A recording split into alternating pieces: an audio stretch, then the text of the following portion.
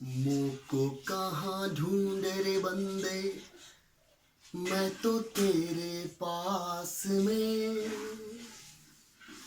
मुझको कहाँ ढूंढे रे बंदे, मैं तो तेरे पास में।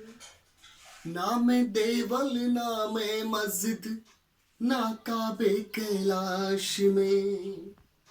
ना तो कोने क्रिया कर्म में, ना ही योग विराग में। ना तो कोने क्रिया कर्म में, ना ही योग विराग में। खोजी हो तो तुरत ही मिली हो, पल भर की तलाश में। कल हमने पढ़ी थी साखियां और अब हम चल रहे हैं कबीर जी के शब्द की ओर। शब्द, ये शब्द जो होता है, शब्द का अर्थ होता है कबीर जी द्वारा रचित वह पद। कबीर जी द्वारा रचित वह पद जिसको गाया जा सकता हो। तो छोटा सा एक शब्द दिया हुआ है हमारी पाठ्य पुस्तक में, जैसे कि मैंने आपको गा के बताया, फिर मैं उसका अर्थ आपको बता रहा हूं। कबीर जी कहते हैं कि ईश्वर जो है वो कहाँ है, ये आप समझ लीजिए। मोको कहाँ ढूंढे रे बंदे, मैं तो तेरे पास में।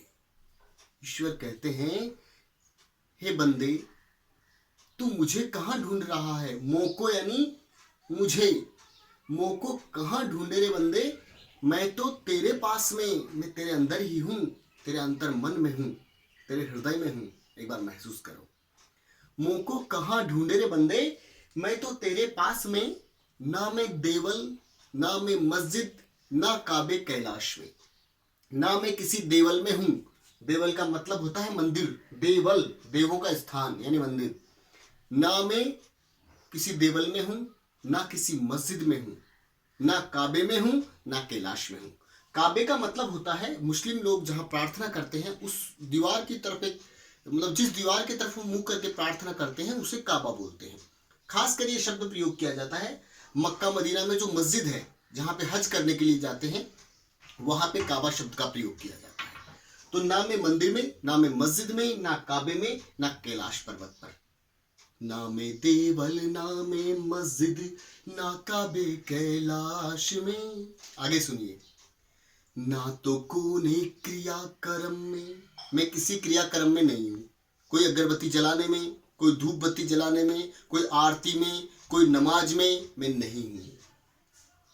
ना तो कोने क्रिया कर्म में, ना ही योग विराग में। ना मैं योग में हूँ। अगर कोई सोचे कि कोई योग करेगा और वो भगवान से जुड़ जाएगा, ये गलत है। कबीर जी कहते हैं पाखंड है, ऐसा कभी नहीं होता। अगर फिर तो सभी लोग योग करके मुझसे जुड़ जाते, नहीं, ऐसा नहीं है।